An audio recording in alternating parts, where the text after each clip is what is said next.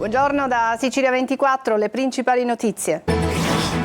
Reato estinto per 2 dei 4 giovani coinvolti in uno stupro di gruppo che portò al suicidio di una ragazza di 17 anni di Agrigento. Il giudice ha valutato il buon esito dell'affidamento ai lavori socialmente utili. Caldo e afa, la Sicilia boccheggia e incombe le emergenze incendi. Sul fronte siccità, agricoltori alle prese con infrastrutture fatiscenti. Cavallo gravemente ferito durante una corsa clandestina a Catania, l'animale scomparso per la polizia è morto o è stato abbattuto, rintracciato e denunciato il proprietario. Saranno addestrati in Sicilia i piloti degli aerei militari F-35, primo posto fuori dagli Stati Uniti, lo ha annunciato il ministro della Difesa Guido Crosetto. Pace fratta fra Regione e ANAS. Dal 15 luglio cambio al vertice di ANAS Sicilia e stop ai cantieri fra Bagheria e Altavilla lungo la A19 che hanno causato gravi disagi agli automobilisti. Terremoto giudiziario nel settore rifiuti a Val Guarnera, nell'Ennese, arrestati e posti ai domiciliari gli imprenditori Traina che gestiscono il servizio di raccolta con l'accusa di frode in pubblica fornitura.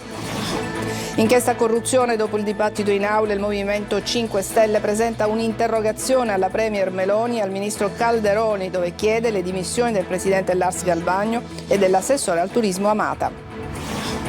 Calciomercato per Augello e Palumbo al Palermo è questione di ore. A Catania la lunga lista dei partenti vede tra gli altri anche De Rose e Sturaro. Trattative in piedi per la permanenza di Inglese in rosso-azzurro.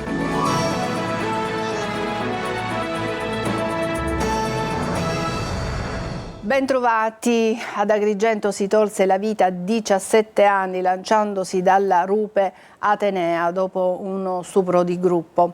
Il suicidio fu annunciato con un post straziante sui social dalla ragazzina. Una vicenda che ha toccato profondamente le corde di chi appunto la conosceva, ma di tutta la comunità. Oggi per 2 dei 4 giovani coinvolti in quella vicenda, all'epoca dei fatti erano ancora minorenni, dopo il periodo di lavori socialmente utili il reato è stato dichiarato estinto. Davide Sardo. Nessuna condanna per i 2 ragazzi all'epoca dei fatti ancora minorenni coinvolti nell'inchiesta sul caso del 17enne che si tolse la vita nel 2017 dopo aver denunciato con un drammatico post su Facebook di essere stata costretta anni prima a un rapporto sessuale di gruppo ripreso in video. Il Tribunale per i minorenni di Palermo ha dichiarato estinto il reato, accertando il buon esito della messa alla prova. I 2 imputati, oggi 28enni, hanno svolto lavori socialmente utili e superato il periodo di prova previsto dalla legge. I fatti risalgono al 2014-2015. Dopo il suicidio alla rupe Atenea di Agrigento, la squadra mobile escluse piste inizialmente ipotizzate come quella delle 7 sataniche e individuò alcuni video che mostravano la giovane in atti sessuali con 4 ragazzi, 2 dei quali oggi assolti per intervenuta estinzione del reato. Per gli altri 2, maggiorenni all'epoca, il processo è ancora in corso al Tribunale di Agrigento. E adesso una notizia per chi deve prendere l'aereo questa mattina a Catania. La società di gestione dell'aeroporto comunica che a causa dell'assenza di condizioni di sicurezza per la navigazione aerea, per la presenza di ostacoli lungo le direttrici di atterraggio e decollo poste ad ovest della pista, è stata disposta l'interruzione dei voli in partenza e in arrivo. La situazione però si sta evolvendo, la SAC sta monitorando quello che sta causando i disservizi e quindi i passeggeri sono invitati prima di recarsi in aeroporto di verificare lo stato del prossimo volo con le compagnie aeree. Questo si legge in una nota della società che appunto gestisce lo scalo catanese. E adesso passiamo a parlare del caldo. Sono giorni di afa, di alte temperature, le previsioni parlano di temperature vicine ai 40 gradi, operativa l'ordinanza adesso della Regione che vieta di svolgere determinate attività lavorative all'esterno nelle ore più caldo, ma cresce la preoccupazione per il rischio incendi. Francesco Triolo. È stata una delle giornate più calde dell'estate 2025, con picchi di caldo che hanno sfiorato anche i 40 gradi, e nei prossimi giorni, secondo le previsioni degli esperti, la temperatura non sembra destinata a calare, con punte che al sud, soprattutto venerdì, sono previste sui 39-40 gradi in alcune città. E quindi torna d'attualità l'ordinanza che la Regione Sicilia ha predisposto la scorsa settimana contro il cosiddetto stress termico, che impone di interrompere le attività in alcuni settori produttivi durante le ore più calde nelle giornate nelle aree ad alto rischio per le temperature elevate, secondo il livello definito dalla mappa del sito Work Climate dell'INAIL. Tutti i lavoratori a rischio caldo, quindi esposizione al calore, hanno l'obbligo di fermarsi dalle 12:30 alle 16. Questa ordinanza, se non ce ne saranno altre dettate da ovviamente situazioni particolari, arriverà fino al 31 di agosto, fino a tutto il mese di agosto. Questo vale per tutti i lavoratori, in special modo per gli edili, per il settore agricoltura, ma vi ricordo che qualsiasi settore esposto a rischio. Con l'emergenza caldo cresce anche il rischio incendi. A lanciare l'allarme la Coldiretti di Caltanissette, che evidenzia come nei giorni scorsi centinaia di ettari siano andati in fumo e solo l'intervento immediato degli agricoltori ha bloccato che lo sviluppo delle fiamme aggravasse il bilancio già tragico. E per affrontare l'emergenza, lavorando sulla prevenzione, la Regione Lombardia ha inviato 36 volontari del servizio antincendio boschivo, che saranno ospitati dal comune di Calatafimi Segesta in provincia di Trapani. A Catania è stato risolto il mistero del cavallo ferito sulla circonvallazione, si è capito che razza di animale era, è stato anche denunciato un uomo di 53 anni. Secondo la polizia l'animale è morto, è stato abbattuto e destinato alla macellazione. Tonino De Mano. È stato rintracciato e denunciato il proprietario del cavallo gravemente ferito in una folle corsa sulla circonvolazione di Catania. Si tratta di un uomo di 53 anni che avrebbe utilizzato l'animale, mai ritrovato, sottoposto a vincolo sanitario per effettuare corse clandestine. Gli investigatori sospettano che possa essere quello rimasto vittima di un grave incidente all'altezza del Tondo Gioeni, riportando gravi ferite ed una copiosa perdita di sangue. I due uomini che erano sul calesse e un terzo che li seguiva a bordo di uno scooter, incitando il cavallo a correre sempre più forte, hanno fatto arrivare sul posto un veicolo per il trasporto animali, caricando in fretta e furia il cavallo. Poi si sono allontanati per evitare il controllo della polizia municipale. Tutta la scena è stata ripresa dalle telecamere dei sistemi di sicurezza. Agenti della squadra a cavallo hanno riconosciuto l'animale di colore bianco perché alcune settimane prima era stato sottoposto a vincolo sanitario con l'applicazione anche di un microchip. Il proprietario ha riferito agli investigatori che il cavallo era stato spostato in un altro luogo, ma non ricordava né dove né quando, confermando i sospetti della polizia. Secondo gli investigatori, il cavallo, a causa delle gravi ferite riportate, è morto o è stato soppresso e destinato alla macellazione perché non più utilizzabile per le corse clandestine. Saranno addestrati in Sicilia i piloti degli aerei militari F-35. La nostra isola sarà il primo luogo fuori dagli Stati Uniti. L'annuncio del ministro della Difesa Guido Crosetto. Marco Gullà. La Sicilia sarà il primo luogo al di fuori degli Stati Uniti dove verranno formati i piloti degli F-35. È l'annuncio fatto oggi dal ministro della Difesa Guido Crosetto. L'F-35 Lightning II è il caccia multiruolo più avanzato e diffuso al mondo. A fine 2024 ne sono stati consegnati oltre 1.100 esemplari, più di 1.000 dei quali già operativi. L'Italia è anche l'unico paese al mondo dove vengono assemblati gli F-35 a Cameri in Piemonte, perché il futuro si costruisce non limitandosi alla difesa, ma facendo diventare la difesa un motore sociale, economico e di innovazione tecnologica, ha sottolineato il ministro Crosetto. La nuova scuola in Sicilia, che formerà quindi i Top Gun italiani, si affiancherà alla International Flight Training School, centro di eccellenza per l'addestramento avanzato frutto della collaborazione strategica tra l'aeronautica militare e Leonardo.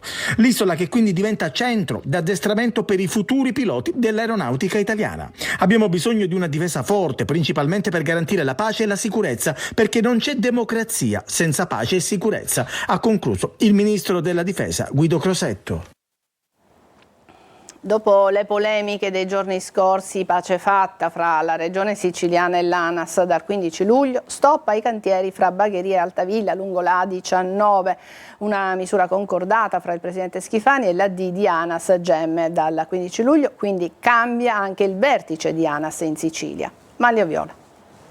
Stop ai cantieri lungo l'autostrada A19 che hanno causato lunghe code nei fine settimana e scontri fra Regione e ANAS. Nei due cantieri sono attivi i tripli turni di lavoro, i siciliani dovranno sopportare ancora soltanto un altro weekend di disagi, ma dal 15 luglio le transenne saranno rimosse per garantire l'esodo estivo a partire proprio dagli arrivi a Palermo in occasione della festa della Santa Patrona Rosalia. È uno dei risultati dell'incontro fra il Presidente della Regione Renato Schifani e l'amministratore delegato ANAS Claudio Andrea Gemme. Il Presidente della Regione è volato a Roma proprio per incontrare nella sua qualità di commissario per i lavori della A19 il vertice di ANAS. Un incontro che faceva seguito alla telefonata intercorsa lunedì della scorsa settimana dopo uno scontro polemico sulla stampa fra lo stesso Schifani e l'ANAS. L'azienda delle strade rimuoverà anche il cantiere di Casteldaccia in direzione Catania, l'ultimo rimasto, si legge in una nota di ANAS adesso. Quello in direzione Palermo invece è già stato rimosso. La A19 sarà dunque libera dalle aree di cantiere che insistono nel tratto compreso fra Bagheria e Casteldaccia in entrambe le direzioni. Ma c'è di più, dal 15 luglio cambierà la guida di ANAS in Sicilia. L'attuale direttore, l'ingegnere Celia, viene spostato ad altro incarico e arriva l'ingegner Nicola Montesano. Un avvicendamento che comunque in ANAS dicono fosse già previsto. Per fluidificare i rapporti c'è un'ultima novità: il Presidente della Regione annuncia che non appena Montesano arriverà nell'isola lo nominerà subcommissario in modo da evitare interruzioni nei canali di comunicazione fra ANAS e Regione. Ma al suo fianco ci sarà anche un altro subcommissario, sarà Simona Vicari, già esperta del Presidente per le tematiche relative ai trasporti e all'energia. La Guardia di Finanza di Siracusa ha scoperto un sofisticato sistema di evasione fiscale internazionale. Al centro delle indagini figura un cittadino siracusano dal profilo singolare, uno stuntman, già noto per aver partecipato a produzioni cinematografiche hollywoodiane come Batman, Mission Impossible, che negli ultimi anni operava all'estero come agente finanziario. Una figura dall'apparenza insospettabile che ha suscitato l'interesse investigativo perché formalmente privo di redditi dichiarati, ma con un elevatissimo tenore di vita. Infatti, benché senza alcun impiego in Italia, disponeva di un patrimonio personale di elevatissima entità, immobili di valore, vetture di lusso, partecipazioni societarie e poi ancora arredi costosissimi. A fronte di un reddito percepito di 60 milioni di euro, avrebbe omesso di versare al fisco imposte per circa 26 milioni di euro. E adesso a Val Guarnera, terremoto giudiziario nel settore dei rifiuti, arrestati e posti ai domiciliari gli imprenditori Traina, padre e figlio, che gestiscono il servizio di raccolta a Val Guarnera, appunto nell'Ennese. Sono accusati di frode in pubblica fornitura. Roberta Lunghi. Irregolarità nel settore della gestione dei rifiuti nel comune di Val Guarnera, nell'Ennese, tanto da ottenere un guadagno illecito all'azienda giudicatrice. Con l'accusa di frode in pubblica fornitura sono finiti agli arresti domiciliari 2 imprenditori di Cammarata nell'Agrigentino, calogero Giuliano Traina, padre e figlio, nell'ambito di un'inchiesta coordinata dalla Procura di Enna. Sono altre 4 le persone coinvolte nell'indagine. I Traina sono titolari di una grossa azienda attiva nel settore ambiente, anche nella provincia di Enna, in particolare proprio a Val Guarnera. Giuliano Traina, patron della squadra di calcio del Camarat, è un consigliere comunale in carica a Cammarata. Lo scorso aprile è stato eletto anche consigliere provinciale nella lista Uniti per la città, gruppo che faceva riferimento allo schieramento politico dell'ex assessore regionale Roberto Di Mauro. Lo scorso marzo vi sono state delle perquisizioni con l'acquisizione di documenti. Negli atti dell'inchiesta sono confluite intercettazioni telefoniche e videoriprese eseguite dalla polizia, ma anche attività di osservazione, controllo e pedinamento. L'inchiesta della Procura di Enna, nata su denunce di alcuni consiglieri comunali di Val Guarnera, potrebbe anche incrociarsi con un'altra della Procura di Agrigento su un sistema di appalti e tangenti. E adesso vi do un aggiornamento sull'aeroporto di Catania. Come vi dicevamo, per degli ostacoli posti nella pista sono stati sospesi i voli di atterraggio e di partenza. Adesso tutto l'aeroporto sta lentamente tornando alla normalità, ma si registrano ovviamente dei ritardi. Quindi chi deve prendere un aereo o aspetta qualcuno che debba arrivare a Catania, è importante che possa contattare la propria agenzia di navigazione, la propria compagnia aerea, per vedere un po' la situazione che riguarda il proprio volo. È ricoverato con la prognosi riservata nel reparto di pediatria dell'ospedale San Marco di Catania il bimbo di 4 mesi di Floridia con lesioni al capo. Secondo quanto si è appreso, il piccolo, che non è considerato in pericolo di vita, risponde alle sollecitazioni dei medici e mangia regolarmente. La prognosi dovrebbe essere sciolta nelle prossime ore. Sulle cause delle ferite alla testa del piccolo indagano i carabinieri della tenenza di Floridia, coordinati alla procura di Siracusa. Non è esclusa l'ipotesi di una lite in famiglia. La vicenda resta comunque al momento coperta dal massimo riservo degli investigatori. Non si spegne intanto la polemica sull'indagine per corruzione che ha coinvolto il presidente dell'ARS Gaetano Galvagno. Dopo la seduta del Parlamento dedicata a questa vicenda piovono le richieste di dimissioni. Manlio Viola. Gaetano Galvagno deve dimettersi da presidente dell'ARS e con lui anche l'assessore regionale al turismo Elvira Mata deve lasciare l'incarico. All'indomani della seduta del Parlamento siciliano che doveva spegnere l'incendio politico-mediatico su questa vicenda, i 5 Stelle al contrario rompono gli indugi a livello nazionale e presentano una interrogazione alla Premier Giorgia Meloni e al Ministro Calderoli.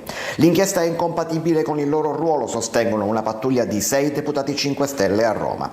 Intanto continua lo stillicidio di notizie sull'inchiesta per corruzione della Procura di Palermo e continuano anche le pubblicazioni di piccole frasi, modi di dire, intercettazioni che finiscono per fornire uno spaccato di spregiudicatezza politica più che di veri e propri reati. All'indomani delle dichiarazioni di Galvagno all'ARS l'attenzione si concentra su una figura senza nome, Uomo 6. Si tratta del personaggio sulla bocca di tutti i protagonisti delle intercettazioni. Sono gli amici di Uomo 6 gli intoccabili, quelli che devono esserci per forza sempre. Ma a prescindere dallo stillicidio di notizia resta il fatto politico. La polemica non si è fermata, anzi rinfocola. Non è bastata la seduta, non è bastata neanche la presenza in aula durante quella seduta del presidente della regione Renato Schifani, seduto dall'inizio alla fine ad ascoltare tutto e tutti ma senza mai proferire parola. Solo una sceneggiata, un'occasione persa, la definisce il vicepresidente dell'ARS e coordinatore 5 Stelle in Sicilia Nuccio Di Paola, ma la scelta del governatore non è casuale, come non lo è la sua presenza e nemmeno il suo attento silenzio. Adesso una breve pausa, a tra poco.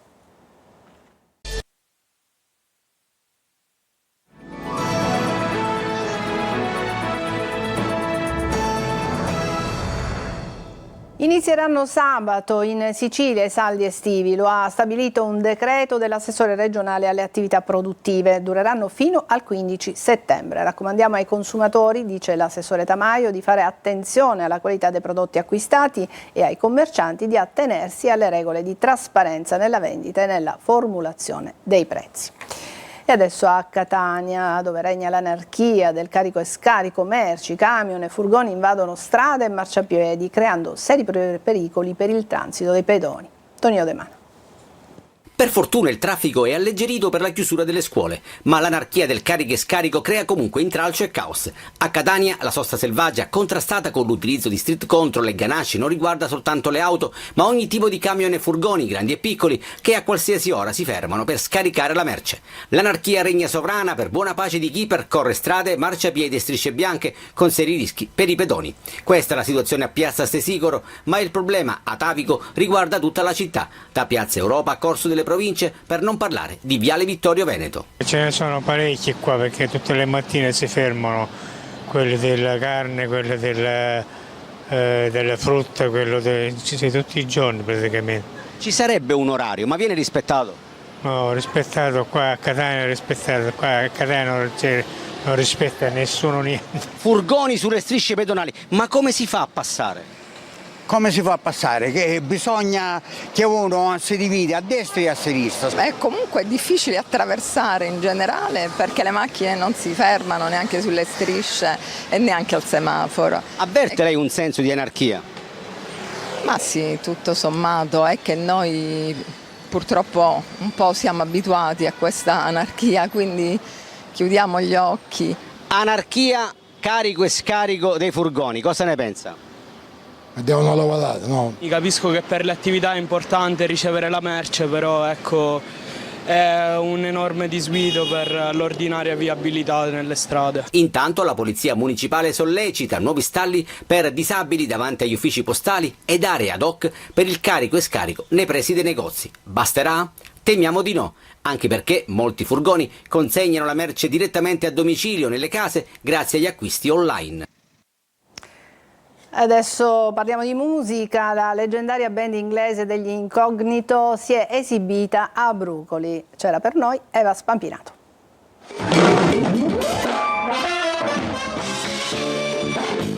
Sonoro, un'anima collettiva che ha cambiato le regole del gioco. Dal 1981 ad oggi gli Incognito, tra i gruppi pionieri dell'acid jazz, hanno sfornato decine e decine di successi anche del dance floor, come quelli che hanno fatto scatenare la platea di Brucoli.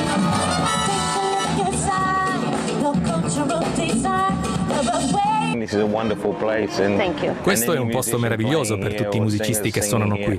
Sono fortunato perché siamo immersi nella natura, tra persone sorridenti. Gli Incognito hanno chiuso la rassegna musicale Mosaic Festival, che per 3 giorni ha portato a Brucoli musica di grande livello sotto la guida del noto DJ Nick the Nightfly, dai successi internazionali degli anni '80 al ritmo coinvolgente della band che mixa magistralmente funk, soul e jazz. Per il leggendario chitarrista e leader Bluey, suonare in Sicilia, in riva al mare, è come un ritorno alle origini, alle Mauritius, dove ha scoperto la musica a 5 anni. In spiaggia ascoltavo l'oceano e leggevo il ritmo dell'oceano e il ritmo della vita, il ritmo della pioggia e delle persone che parlavano. Questa è la musica che suono. Dal Regno Unito alla Sicilia la storica band festeggia i 45 anni di carriera a Brucoli, lanciando anche un nuovo progetto. Stiamo ultimando il prossimo album e sarà il 20° e sarà pronto tra qualche settimana. È un buon momento creativo. Saremo in tour anche nel 2026.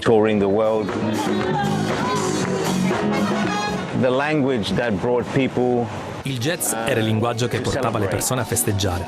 Avevamo il blues, che proveniva da una musica africana arrivata in America con gli schiavi. Cantavano del loro dolore. Poi hanno deciso che dovevamo suonare una musica che ci sollevasse. È per questo che è stato creato il jazz. Una musica di improvvisazione, una celebrazione della vita. Questo è ciò che il jazz mi ha insegnato.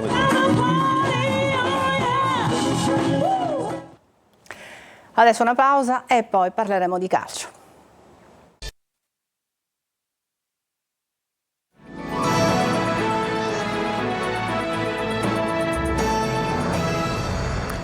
Adesso parliamo di calciomercato, diverse le trattative che coinvolgono le squadre siciliane. Sentiamo Francesco Triolo. È un Palermo che si muove a 360 gradi sul mercato e che parla con tanti, dallo Spezia per Elia che vuole indossare la maglia rosa ma la trattativa è complicata, al Napoli per il fantasista classe 2003 Antonio Vergara, l'ultima stagione alla Reggiane, ma anche profili più giovani come il 2006 Masut, centrocampista, e le Dolomiti Bellunesi, squadra neopromossa in Serie C. Per Palumbo e Augello invece manca solo l'ufficialità.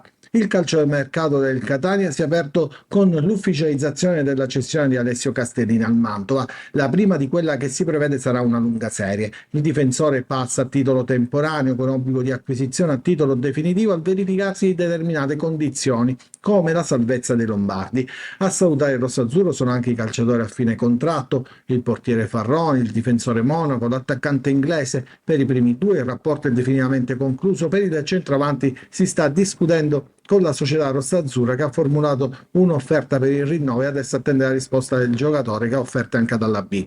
In settimana invece si dovrebbe arrivare alla risoluzione del contratto Costuraro, mentre De Rose, per il quale è scattato il rinnovo automatico, potrebbe finire all'Altamura. Destinato alla Serie D invece Rocco Costantino, reduce dall'ultima parte di stagione a Messina. In entrata si sta discutendo con il Cesena per Simone Pieraccini, il difensore che Toscano conosce e vorrebbe. C'è da stabilire la formula dell'operazione. A Trapani, dopo l'ingaggio di Celeghini, il presidente Antonini ha rispedito al mittente, leggasi Avellino, Toscano e Mulè, con tanto di polemiche. I giocatori arrivati a gennaio nell'ambito anche della cessione di Lescano non sono stati riscattati e torneranno ad Avellino con il club irpino, che dovrà corrispondere al Trapani un compenso di 160.000 euro. A Siracusa ha parlato in conferenza stampa il presidente Alessandro Ricci. Il servizio di Francesco Aloi. Sarà una Siracusa divertente, combattivo, che avrà comunque sia un compito importante, perché come dicevamo prima sarà un campionato terribile, difficilissimo, quasi una B, però noi stiamo facendo le cose per bene per poterci presentare a agosto con una squadra competitiva. Parola del presidente Ricci. Nella conferenza stampa il Nicola De Simone assicura che il Siracusa farà divertire anche nella prossima stagione. Una squadra che non mira al primo posto, almeno per adesso. Sarà un mix di giovani, di conferme di giocatori che abbiamo in organico, di nomi di categoria con grande esperienza e sicuramente di giovani, perché solo così tu puoi costruire in prospettiva una squadra che possa crescere. Confermato mister Marco Turati. Sul direttore sportivo invece il campo sarebbe ristretto a 3 nomi, tra cui un possibile ritorno di Antonello Laneri. Negli ultimi 3 anni ne ho usati 3 a dicembre, quindi quest'anno la scelta deve essere fatta con molta cautela. Il nome di Antonello Laneri è nella rosa dei probabili che stiamo vagliando in questi giorni. Obiettivo stagionale fuori classifica è quello di coinvolgere sempre più la provincia. Per questo il ritiro precampionato sarà nella vicina Canicattini Bagni dal 17 luglio. Abbiamo deciso di fare il ritiro a Canicattini proprio per dare la possibilità a quanti più tifosi possibile di seguire la squadra. Intanto è stato presentato il nuovo logo, simile a quello storico tanto amato dai tifosi, e nelle prossime ore al via la campagna abbonamenti. È tutto per questa edizione di Sicilia 24, grazie per averci seguito, buona giornata, prossimo appuntamento con Sicilia 24 alle 14.